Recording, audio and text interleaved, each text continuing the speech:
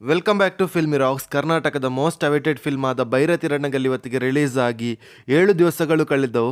ಹೌದು ಫ್ರೆಂಡ್ಸ್, ಈ ಫಿಲ್ಮ್ಗೆ ಎಲ್ಲ ಕಡೆಯಲ್ಲಿ ಕೂಡ ಪಾಸಿಟಿವ್ ರೆಸ್ಪಾನ್ಸನ್ನು ನೋಡೋ ಸಿಗುತ್ತಿರೋ ಕಾರಣ ಕಲೆಕ್ಷನಲ್ಲಿ ಅದ್ಭುತವಾದ ಗ್ರೋತನ್ನು ನೋಡೋ ಸಿಗ್ತಿದೆ ಅಂತ ಹೇಳ್ಬೋದು ಭೈರತಿ ರಣಗಲ್ ಫಿಲ್ಮ್ಗೆ.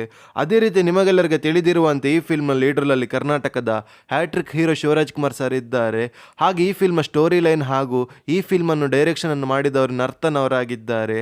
ಹಾಗೆ ಈ ಫಿಲ್ಮ್ನ ಬಜೆಟ್ ಬಂದು 30 ಕೋಟಿಯಾಗಿದ್ದು ಈ ಫಿಲ್ಮ್ ಗೀತಾ ಪ್ರೊಡಕ್ಷನಲ್ಲಿ ಮೂಡಿ ಬಂದಿದೆ ಅಂತ ಹೇಳ್ಬೋದು. ಹಾಗೆ ಯಾರಾದರೂ ನಮ್ಮ ಚಾನಲ್ಗೆ ಹೊಸದಾಗಿ ಭೇಟಿಯಾಗಿದ್ದರೆ ಕರ್ನಾಟಕದ ಹ್ಯಾಟ್ರಿಕ್ ಹೀರೋ ಶಿವರಾಜ್ ಕುಮಾರ್ ಸರ್ನ ಅಭಿಮಾನಿಗಳು ನಮ್ಮ ಚಾನಲ್ಗೆ ಸಬ್ಸ್ಕ್ರೈಬ್ ಮಾಡಿ. ಯಾಕೆಂದರೆ ನಾವು ಡೈಲಿ ಭೈರತಿ ರಣಗಲ್ ಫಿಲ್ಮ್ನ ಬಾಕ್ಸ್ ಆಫೀಸ್ ಕಲೆಕ್ಷನ್ ಮಾಹಿತಿ ನಿಮಗೆ ತಿಳಿಸ್ತಿರ್ತೀವಿ.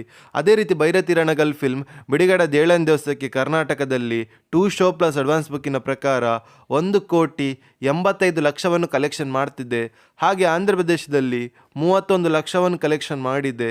ಹಾಗೆ ಹಿಂದಿಯಲ್ಲಿ 45,30,30,000 ಕಲೆಕ್ಷನ್ ಮಾಡ್ತಿದೆ. ಹಾಗೆ ಈ ಫಿಲ್ಮ್ನ ಓವರ್ಸೀಸ್ನ ಬಾಕ್ಸ್ ಆಫೀಸ್ ಕಲೆಕ್ಷನ್ ಬಗ್ಗೆ ಮಾತಾಡೋದಾದರೆ 75,30,30,000 ಕಲೆಕ್ಷನ್ ಮಾಡ್ತಿದೆ. ಹಾಗೆ ಈ ಫಿಲ್ಮ್ನ world wide box office collection ಬಗ್ಗೆ ಮಾತಾಡೋದಾದರೆ ಬಿಡುಗಡೆ 7ನೇ ದಿವಸಕ್ಕೆ 2 ಶೋ ಪ್ಲಸ್ ಅಡ್ವಾನ್ಸ್ ಬುಕ್ಕಿನ ಪ್ರಕಾರ 3,18,00,000 ಕಲೆಕ್ಷನ್ ಮಾಡ್ತಿದೆ. ಹಾಗೆ ಈ ಫಿಲ್ಮ್ನ ವರ್ಲ್ಡ್ ವೈಡ್ ಗ್ರಾಸ್ ಕಲೆಕ್ಷನ್ ಬಗ್ಗೆ ಮಾತಾಡೋದಾದರೆ 28,50,00,000 ಕಲೆಕ್ಷನ್ ಮಾಡಿದೆ. ಹಾಗೆ ಈ ಫಿಲ್ಮ್ನ ವರ್ಲ್ಡ್ ವೈಡ್ ನೆಟ್ ಕಲೆಕ್ಷನ್ ಬಗ್ಗೆ ಮಾತಾಡೋದಾದರೆ 18,70,00,000 ಕಲೆಕ್ಷನ್ ಮಾಡುತ್ತಾ ಅದ್ಭುತವಾದ ಕಲೆಕ್ಷನನ್ನು ಮಾಡ್ತಿದ್ದೆ ಅಂತ ಹೇಳ್ಬೋದು ಭೈರತಿ ರಣಗಲ್ ಫಿಲ್ಮ್. ಹಾಗೆ ನಿಮ್ಮ ಪ್ರಕಾರ ಈ ಫಿಲ್ಮ್ ಲೈಫ್ ಟೈಮ್ ಎಷ್ಟು ಕಲೆಕ್ಷನ್ ಮಾಡ್ಬೋದು ಅಂತ ನಮ್ಮ ಕಮೆಂಟ್ ಬಾಕ್ಸಲ್ಲಿ ತಿಳಿಸಿ. ಹಾಗೆ ಯಾರಾದರೂ ನಮ್ಮ ಚಾನಲ್ಗೆ ಹೊಸದಾಗಿ ಭೇಟಿಯಾಗಿದ್ದರೆ ದಯಮಾಡಿ ಕರ್ನಾಟಕದ ಹ್ಯಾಟ್ರಿಕ್ ಹೀರೋ ಶಿವರಾಜ್ ಕುಮಾರ್ ಸರ್ನ ಅಭಿಮಾನಿಗಳು ನಮ್ಮ ಚಾನಲ್ಗೆ ಸಬ್ಸ್ಕ್ರೈಬ್ ಮಾಡಿ.